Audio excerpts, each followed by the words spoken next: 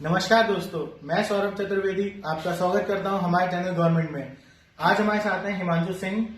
आज का हमारा जो मुद्दा है वो है कैब और सीएए जो बन चुका है और एनआरसी को लेकर, जिसको लेकर पूरे देश में बहुत ही सारे मतभेद हो चुके हैं और कुछ शंकाएं और जो कुछ क्वेश्चन जो लोगों के मन में है वो आज हम इस वीडियो के माध्यम से आप सबके बीच समक्ष रखेंगे और क्लियर करेंगे उन्हें। मेरा आपसे पहला सवाल ये है कि जो एनआरसी और सीएए है वो क्या, जो एनआरसी हो क्या सीएए का पार्ट है? क्या आप इस पे कुछ विचार अपने व्यक्त करना चाहेंगे? नहीं, सबसे पहले मैं आपको क्लियर कर दूं इस बात को कि एनआरसी अलग चीज है और सीए अलग चीज है।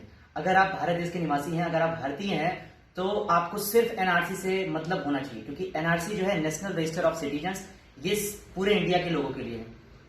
और जो कैब है, सिटीजन अमेंडमेंट एक्ट या फिर सिटीजन अमेंडमेंट जो बिल पहले था, अब वो एक्ट बन चुका है, वो बांग्लादेश, पाकिस्तान और अफगानिस्तान के माइनॉरिटीज के लिए है, एक्सक्लूडिंग मुस्लिम्स। मैं ये बात फिर से कह दूं कि मुस्लिम्स को अगर एक्सक्लूड कर दिया जाए, क्योंकि वो वहां पर मेजोरिटी हैं। लोगों का सवाल यही है कि मुस्लिम को एक्सक्लूड क्यों किया गया, कि मतलब ये धर्म के नाम पे भेदभाव खेला जा रहा है। बिल्कुल ऐसा नहीं है, ये आज से नहीं है। 2003 में जब मनमोहन सिंह ने ये इस बिल को सबसे पहले पेश किया था, तो उन्होंने कहा था कि माइनॉरिटीज की उन्होंने भी बात करी थी। हाँ, बशर्ते ये है कि वहां पे माइनॉरिटीज उस वक्त कुछ और रहे होंगे, उनकी परसेंटेज कुछ और रही होगी, क्योंकि बीजेपी बार बार ये बोल रही है, अमित शाह जी बार बार ये बोल रहे हैं कि हमारी जो परसेंटेज है हिंदुओं की और बाकी धर्मों की जो माइनॉरिटीज हैं उनकी परसेंटेज गिरती आई है। इसलिए इस बिल को इस वक्त लाना बहुत ज्यादा जरूरी था।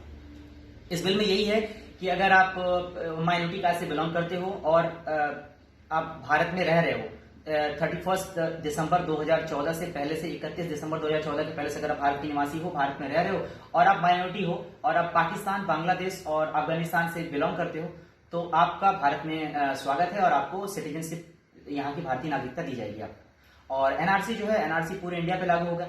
और आज के ये भी कंफ्यूजन मैं आपको क्लियर कर दूं कि एनआरसी जो असम के लिए जो लगाई गई थी और अब जो भारत पे लगाई जाएगी, उन दोनों के रूल्स में भी बहुत अलग अलग है। हालांकि बहुत सारे रूल्स अभी आने बाकी हैं, लेकिन विरोध पहले हो गया है। विरोध इसलिए हुआ क्योंकि एनआरसी में ये चीज थी कि आप 1971 से पहले के आपके डॉक्यूमेंट्स जो होंगे वो आपको भारत सरकार को पेश करने हैं अपनी नागरिकता का प्रमाण देने के लिए। लेकिन अब ऐसा कुछ नहीं है। अब जहां तक अभी तक जो रूल्स लाए गए हैं, जो टर्म्स एंड कंडीशन बताई गई हैं, उसमें क्लियर कर दिया गया है भारत सरकार द्वारा कि आपको कोई भी नागरिकता का ऐसा प्रमाण नहीं देना जो 1971 से पहले हो। आपका नॉर्मल से जो आपका आईडी होता है, आपका वोटर कार्ड, ड्राइविंग लाइसेंस और जन्म प्रमाण पत्र, तो ये सब आप दे सकते हो। अगर हम ये सब साक्ष्य प्रस्तुत करते हैं सरकार के सामने तो हमें नागरिकता मिल जाएगी। नागरिकता देखिए, आप तो पहले से ही भारतीय हो, आपको नागरिकता प्रूफ करने के लिए नहीं है। एनआरसी नेशनल रजिस्टर, आपका रजिस्ट्री होनी है। एक तरह से आप पॉपुलेशन के लिए आते हैं लोग, तो नाम और लिख के जाते हैं, बस वही। अगर सीएए और एनआरसी को हम लोग साथ रखें तो जो हमारे भारतीय मुसलमान हैं उन्हें कोई चिंता करने की जरूरत है? आप पहली बात की साथ क्यों रखोगे?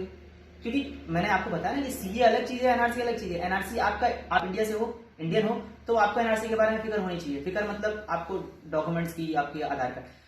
लेकिन अगर आप कैब की बात करो, सीए की बात करो, तो सीए इंडिया के लिए है ही नहीं, तो आप कैब प्लस एनआरसी क्यों देख रहे हो? हाँ, आप सही सवाल पूछ रहे हो, क्योंकि भारतीय जनता के पास भी यही सवाल है। क्योंकि मैंने कई प्रोटेस्ट में देखा है कि सीएए प्लस एनआरसी लिख करके वो प्रोटेस्ट कर रहे हैं कि we are against CAA plus NRC. लेकिन जब सीए इंडिया के लिए है ही नहीं और एनआरसी सिर्फ इंडिया के लिए है, तो आप दोनों को एक साथ रख के क्यों प्रोटेस्ट कर रहे हो? आप प्रोटेस्ट करना है तो किसी टॉपिक पे करो, किसी सही चीज पे करो, लेकिन आप सीए प्लस एनआरसी करके क्यों करोगे? सीए और एनआरसी दोनों अलग अलग चीजें हैं। आप भारतीय हो तो आपको सीए से कोई मतलब नहीं है, और आप विदेशी हो तो आपको एनआरसी से कोई मतलब नहीं है। सिंपल सी बात है। जो अगला सवाल है हमारा वो ये है कि एनआरसी क्या धर्म के आधार पर लोगों को बाहर रखा जा रहा है? एनआरसी में एनआरसी से धर्म का कोई लेना देना नहीं है क्या? मैं बार बार यही बता रहा हूँ कि एनआरसी मतलब नेशनल रजिस्टर ऑफ सिटीजन्स। अब नेशनल मतलब राष्ट्रीय, राष्ट्र में सब आते हैं, हमारा सेकुलर कंट्री है, तो राष्ट्र में सब आएंगे, तो हिंदू हो चाहे मुस्लिम हो चाहे सिख ईसाई क्रिश्चियन, मेजोरिटी माइनॉरिटी इंक्लूडिंग, उससे मतलब है ही नहीं कि आपको धर्म के नाम पे आपको नागरिकता दी जाएगी या फिर बाहर निकाला जाएगा या फिर डिटेंशन सेंटर में रखा जाएगा या आपकी नागरिकता जब्त कर ली जाएगी। ऐसा कुछ नहीं है। एनआरसी का मतलब है कि आप नेशनल रजिस्टर ऑफ सिटीजन, की मतलब आप इंडियन हो तो आपको नागरिकता दी जाएगी। नागरिकता दी क्या मतलब? नागरिकता आपकी प्रूफ रहेगी, आपकी वैलिडेट होगी बस। और सीए में धर्म के नाम पे है। धर्म के नाम पे एक्चुअली धर्म के नाम पे नहीं है, वो धर्म को दिखा गया है कि हम पर्टिकुलर किस बात पे अलग अलग कर रहे हैं, विभिन्न विभिन्न प्रकारों के, क्योंकि वहां पे मेजोरिटी और माइनॉरिटी की बात हो रही है। अब माइनॉरिटीज में हमने हिंदू, सिख, क्रिश्चियन और इन लोगों के जैन, बुद्ध, पारसी, इन लोगों के डिफाइन करे हैं। और वहां पे मेजोरिटी है मुस्लिम्स, तो इस्लामिक कंट्री है वो, इस्लामिक कंट्री है तो 95 प्लस है परसेंटेज में अगर बात करें तो 95 प्लस है। तो हम मेजोरिटी की बात करते हैं, वहां पर भी हम सीए में भी मेजोरिटी और माइनॉरिटी की बात कर रहे हैं। और इंडिया में इंक्लूडिंग एनआरसी की जब बात कर रहे हैं तो एनआरसी सबको, सारे धर्मों को बराबर देखती है। एनआरसी को धर्म से कोई लेना देना नहीं है और कैग को इंडिया से कोई लेना देना, सिंपल।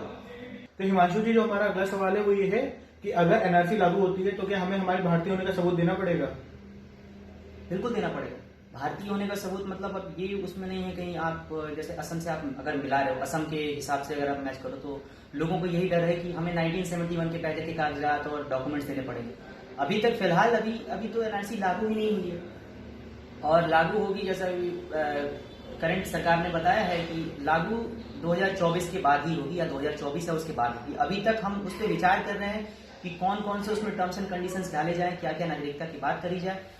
लेकिन 1971 के जो डॉक्यूमेंट्स, जो असम वाले में जो रूल्स थे वो नहीं होंगे, ये सरकार ने कंफर्म कर दिया है कि आपको 1971 के पहले के डॉक्यूमेंट्स, अपने माता पिता के और अपने एंसेस्टर्स के डॉक्यूमेंट्स सबमिट करने की जरूरत नहीं होगी।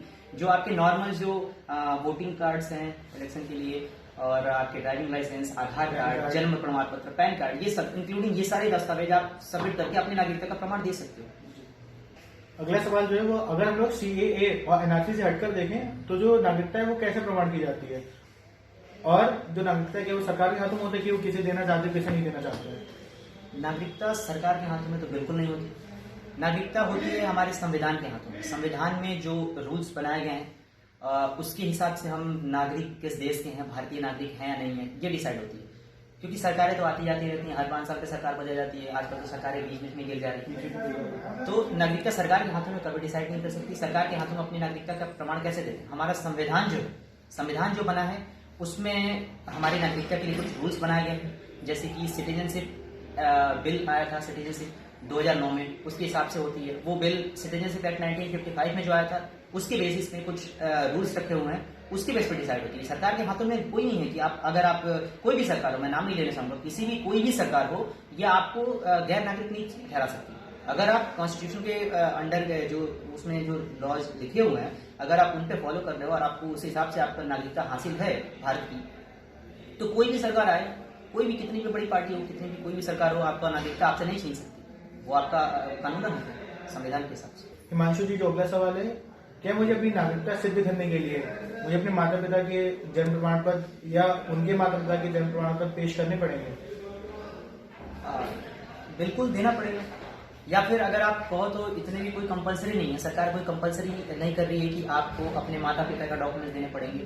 आप अपना नाम, डेट ऑफ बर्थ, कहाँ पे आप पैदा हुए हो, तो ये सब आप बता दो तो ये आपके लिए सफिशिएंट होगा। लेकिन चलो मान लेते हैं कि कई लोगों के पास ये सब बताने में भी कोई किसी को प्रॉब्लम है, कुछ पर्सनल प्रॉब्लम, तो वो अपने माता पिता के डॉक्यूमेंट्स दिखा सकते हैं। और उनके माता पिता के डॉक्यूमेंट्स दिखाने के बाद आप ये डॉक्यूमेंट्स दिखा दो कि आप उन्हीं के बेटे हो, उन्हीं के फैमिली वाले हो, तो भी आपका काम चलेगा। और अभी तक सरकार की तरफ से कोई ऐसा डिसीजन हुआ नहीं है कि आपको कौन कौन से डॉक्यूमेंट्स देने हैं। ये डिसाइड करने अभी बाकी है कि कौन कौन से डॉक्यूमेंट्स हम लोग देंगे। और फिलहाल जहां तक है कि मतलब आप चाहो तो आप अपने जन्म प्रमाण पत्र वगैरह दिखा करके आप कहाँ पे पैदा हुए, इतना दिखा करके आप अपनी नागरिकता का प्रमाण दे सकते हो।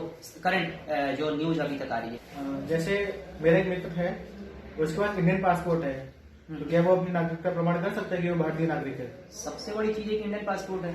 इंडियन पासपोर्ट है तो आप भारतीय नागरिक हो, तो जरूर कर सकता है। Indian passport, voter card, including driving licence, Aadhaar card, PAN card, निर्वाचन की सब कुछ दे करके आप नागरिकता प्रमाण कर सकते हो। क्योंकि आप इंडियन हो तभी तो आपके पास ये सब चीजें हैं। किसी गैर मुल्क के देश के लिए लोगों के लिए तो ये सब चीजें नहीं बन पाएंगी। तो आप इंडियन हो तो आप अफोर्ड कर सकते हो ये सब चीजें। जैसे अभी एक जो अफवाह उड़ी थी कि आप अपना वोटर कार्ड दिखाकर भी अपनी नागरिकता सिद्ध नहीं कर सकते हैं, तो अब सोशल मीडिया कह ले या व्हाट्सएप यूनिवर्सिटी कह ले, तो उस पर एक सवाल चल रहा है कि अगर, सुन लीजिए पहले आप जरा, मैं समझ रहा हूँ, मैं समझ रहा हूँ कि आपका सवाल क्या है। हाँ, लेकिन फिर भी आप पूछ लीजिए। हाँ, तो जो व्हाट्सएप यूनिवर्सिटी या सोशल मीडिया पे इस समय जो चल रहा है आजकल, वो कह रहे हैं कि अगर हम अपनी वोटर कार्ड दिखा के, वोटर आईडी दिखा के अपनी नागरिकता सिद्ध नहीं कर सकते हैं, तो अब तक सारी सरकारें हमसे वोटर कार्ड दिखा के वोट कैसे ले रही है? तो क्या इस पे आप कुछ अपनी राय देना चाहेंगे? राय ये देना चाहूंगा, मैं उनसे सवाल पूछना चाहूंगा कि उनको किसने कहा कि आप वोटर कार्ड दिखा करके अपनी नागरिकता सिद्ध नहीं कर सकते। मैंने अभी 2 मिनट पहले आपसे कहा कि आप voter card, driving licence, PAN card, Aadhaar card, passport कुछ भी आप दिखा करके अपनी नागरिकता सिद्ध कर सकते हो, जहां तक अभी तक नियम आए हैं उस हिसाब से, और भी नियम बनने बाकी हैं, लेकिन ये सब दिखा करके आप नागरिकता सिद्ध कर सकते हो। हाँ, आप सही बोल रहे हो कि व्हाट्सएप यूनिवर्सिटी में ऐसे मामले हैं जिन्होंने, वो लोग तो कैब प्लस एनआरसी एक साथ जोड़ भी ले रहे हैं, तो उनके लिए कुछ नहीं कह सकते। बस उनको एक समझाने का तरीका है कि आप बता सकते हो कि जो सरकार आपके उसी वोट पर है तो वो उसी वोट को इलीगल कैसे करार दे सकती है। सोचने वाली बात है कि आप थोड़ा सा सेंस लगाओ, थोड़ा सा कॉमन सेंस लगाओ और सोचो कि वो सरकार जो आपके उसी वोट के उसी अधिकार से आपके ऊपर ये रूल ला रही है, और आप फिर ये रूल ला करके ये कह दे कि नहीं, आपने जो वोट दिया था वो इलीगल है, तो अपनी जो पार्टी है उसको कौन खराब करना चाहेगा। तो दोस्तों, जैसा आपने भी सुना कि हिमांशु जी ने क्लियर किया है कि वोटर आईडी के ऊपर जो भी व्हाट्सएप मिनिस्ट्रीज पर ज्ञान दिखाया जा रहा है वो सब गलत है। तो अतः हमारा आपसे निवेदन है कि आप सोशल मीडिया और व्हाट्सएप मिनिस्ट्री पे जो भी ऐसी गलत खबरें, झूठी खबरें फैलाई जाएगी उनसे दूर रहें, और खुद ही उन खबरों का पहले साक्ष्य मांगे, उन्हें सिद्ध करें, तभी आप उन खबरों पर यकीन करें, वरना बिल्कुल यकीन न करें। क्योंकि ऐसे जो हमारी गंगा जमुनी तहजीब, उन्हें बिगाड़ने के लिए पहले से ही बहुत कोशिशें करी जा चुकी है, लेकिन हम लोग अभी भी एक है और हमें एक ही रहना है। कभी भी ऐसी झूठी अफवाहों पर ध्यान न दें। सबसे पहले मैं ये क्लियर कर दूं कि ये मैंने नहीं क्लियर किया है, ये हमारी भारत सरकार के जो रूल्स एंड रेगुलेशंस अभी सामने आए हैं फिलहाल एनआरसी को लेकर के, तो उसमें ये बात कही गई है कि आप ये सब जो चीजें मैंने डॉक्यूमेंट्स आपको बताया कि voter card, driving licence, PAN card, Aadhaar card, निर्वाचन, ये सब दिखा करके आप अपनी नागरिकता का प्रमाण दे सकते हो। और उसमें ये भी क्लियर किया गया है कि आपको 1971 से पहले के डॉक्यूमेंट्स नहीं दिखाने हैं। आप इन बातों पे, इन अफवाहों पे बिल्कुल मत जाओ कि आपको 1971 के पहले के डॉक्यूमेंट्स दिखाने हैं अपने माता पिता के, और वो सब, ये सब चीजें अफवाह हैं व्हाट्सएप यूनिवर्सिटीज पर, तो आप ये सब बारे में मत सुनो। तो हिमांशु जी, जैसा अभी मैं आज की वीडियो से पहले को रिसर्च कर रहा था, तो मैंने एक शब्द यूट्यूब पे भी सुना और जो रिसर्च की उसमें देखा, असम एकॉर्ड। तो ये आप हमारी जनता को बताना चाहेंगे कि असम एकॉर्ड क्या है और एनआरसी, इन दोनों में क्या डिफरेंस है। असम एकॉर्ड और एनआरसी लगभग सेम चीज है। डिफरेंस ये है कि असम अकॉर्ड असम के लिए, लोगों के लिए था, NRC national register of citizen के पूरे इंडिया के लिए। असम एकॉर्ड आया था, मैं आपको थोड़ा सा इतिहास में पीछे लेकर जाऊं तो 1971 में जब बांग्लादेश से युद्ध हुआ था तो बहुत सारे बांग्लादेशी माइग्रेट करके इंडिया में आ गए थे। इंडिया में आ गए थे मतलब बांग्लादेश से आप देखोगे मैप में तो सटे इलाका असम पास में, तो वहां से लोग माइग्रेट होकर असम में आ गए थे।